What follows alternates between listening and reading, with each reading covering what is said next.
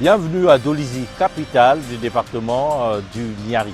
Alors, le programme de santé communautaire, depuis un certain temps, s'est déployé ici, après Madingu, capitale du département de la Bouenza. Comme vous le savez, la couverture des services sanitaires actuellement s'avère insuffisante dans presque toutes les parties du pays, de notre pays, la République du Congo, pour des raisons qui vont au-delà de la pénurie des moyens. Le concept développé par Perspective d'avenir, le programme de santé communautaire, est né de ce constat et rend possible aujourd'hui l'accessibilité des populations aux soins de qualité. Comment est-il structuré et mis en œuvre? Nous allons donc suivre le docteur Aimé Bembe, qui est le superviseur de ce programme de santé communautaire, initiative donc de Perspective d'avenir.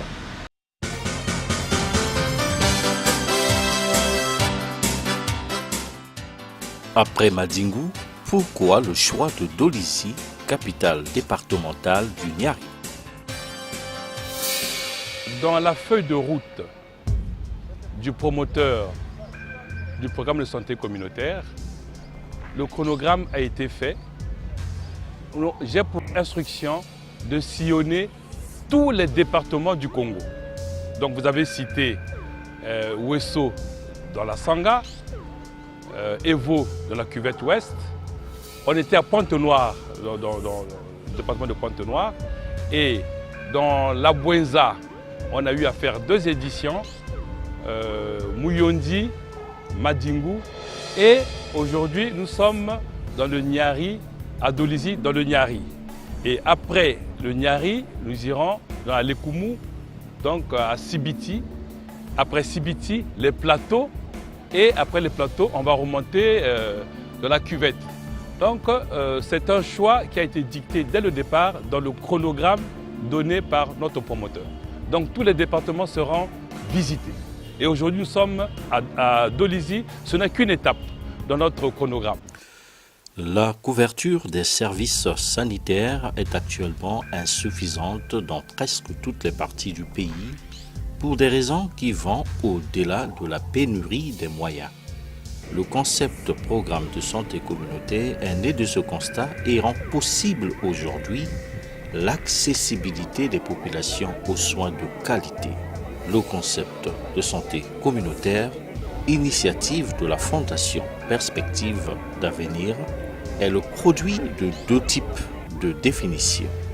L'une venant du développement communautaire, appliquée au niveau de l'habitat, puis de la culture, puis du social, pour s'appliquer à la santé.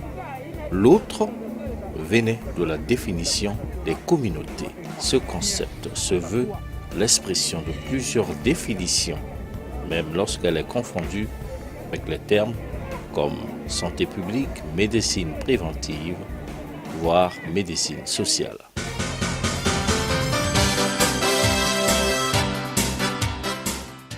Quelle approche opérationnelle avant la mise en œuvre du programme de santé communautaire? L'organisation et le fonctionnement de notre programme est maintenant bien huilé. Quand on choisit un département, nous avertissons d'abord par écrit les autorités administratives et militaires. En l'occurrence, le préfet, le maire, le directeur départemental de la santé et les autorités militaires pour la sécurité. Donc, quand on a quitté, avant de finir en Madingu, on avait déjà en ligne de mire Dolisie. On a des courriers que j'ai adressés à tout le personnel que j'ai cité. Et pour venir à Dolisie, c'est toute une organisation. Donc, quand on termine la localité de Madingu, il a fallu déplier tout le matériel, les tentes, parce que vous savez très bien que quand on vient, on est autonome au point de vue hôtellerie, au point de vue restauration, bref, toute la logistique est autonome et donc sera déportée ici. Et quand on arrive, une semaine avant que le programme commence, le service logistique se déploie sur le terrain pour redéployer les tentes. D'abord, choisir le site. En amont, on choisit le site. Et une fois que le site est validé, on voit s'il y a des travaux de génie civil pour niveler le terrain, acheter le sable, le gravier. Une fois que tout est fait, maintenant, on fait un plan de masse pour déployer tous nos véhicules et nos tentes. Et après, je viens vérifier que tout est en ordre et j'oublie. On met systématiquement un forage. Un forage avec les dérivations des robinets qui sont environ une vingtaine, 15 à 20 robinets qui seront déployés dans tout le site en fonction du plan de masse. Et une fois que c'est prêt, je viens vérifier et je donne l'ordre à l'équipe d'accueil pour venir faire le pré-enregistrement avant l'arrivée des médecins.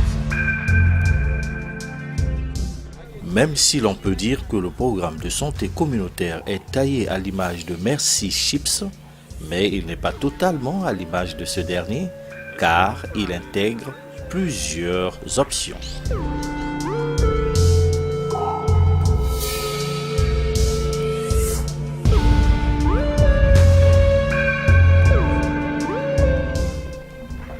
Comme disent les savants, copier sur un seul, c'est du plagiat. Copier sur deux, c'est déjà de la recherche. Et l'intégration de plusieurs options concernant la mise en œuvre du programme de santé communautaire fait de ce dernier une particularité, une première dans la République.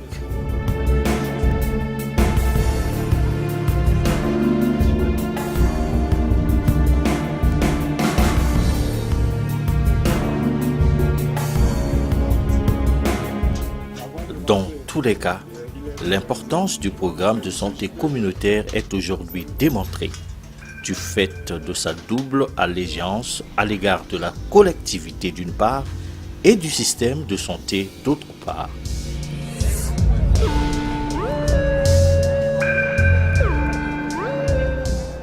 Ici, le traitement et la prévention, l'action individuelle et l'action collective marchent de pair.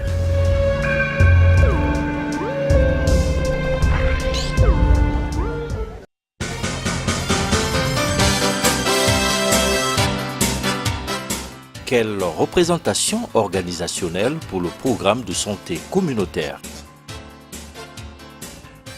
Nous déployons sur le terrain entre 115 et 130 agents pour mener à bien cette opération.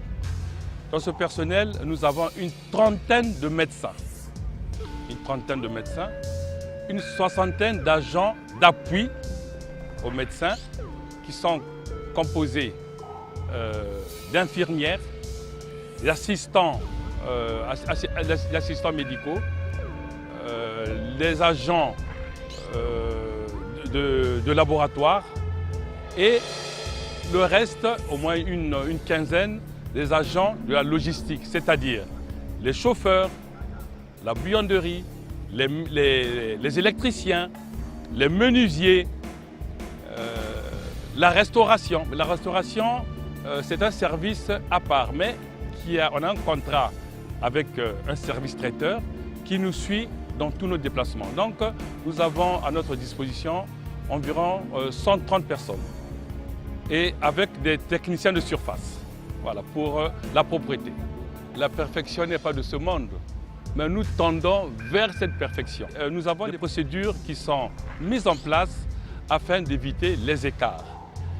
Nous avons des méthodes qui permettent de faire une évaluation de chaque pôle.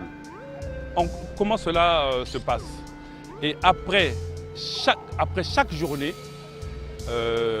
ou tous les 2 jours, nous nous retrouvons pour faire un rapport d'étape. Qu'est-ce qui a marché? Qu'est-ce qui n'a pas marché afin d'apporter des corrections? Et j'ai mis en place un système de transmission des doléances. Chaque service a un chef de pôle où toutes les demandes, toutes les insuffisances sont répertoriées est transmis au chef de pôle.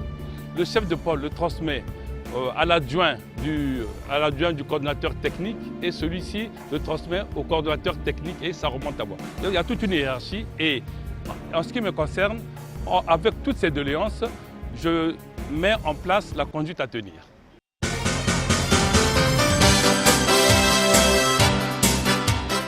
Quelle structuration technique pour le programme de santé communautaire dans son volet médico-chirurgical?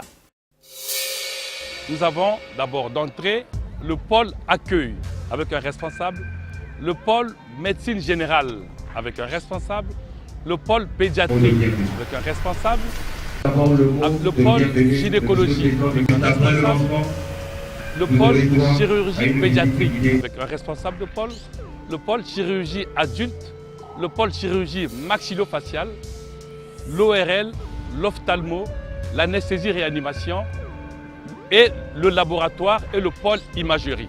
Donc chaque service a un responsable de pôle qui veille au bon fonctionnement de chaque unité. Comment fonctionne tout ce système? Il y a d'abord la porte d'entrée, c'est le système accueil. Lorsque les malades arrivent, les malades sont enregistrés au niveau de l'accueil et ils sont orientés au pôle de médecine générale qui est un fourre-tout.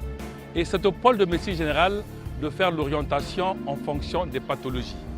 Donc une fois orienté, chaque patient, en fonction de sa pathologie, est orienté soit vers la chirurgie maxillofaciale, soit vers la pédiatrie, soit vers la cardiologie, l'ORL et ainsi de suite.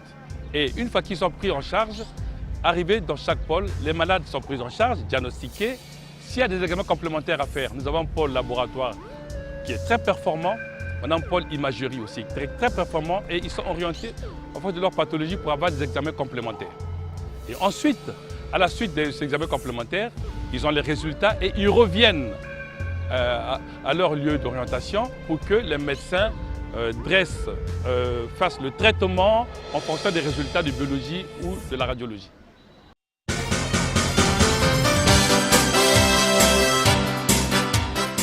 Quelle stratégie mise en œuvre pour la continuité des soins aux malades bénéficiaires du programme?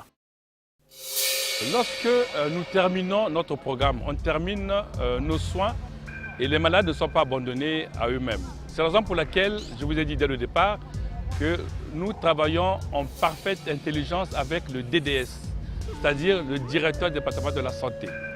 Et une fois que les soins sont terminés, les malades qui ont besoin d'un suivi post-opératoire sont mis à la disposition du responsable sanitaire du département, en l'occurrence le DDS.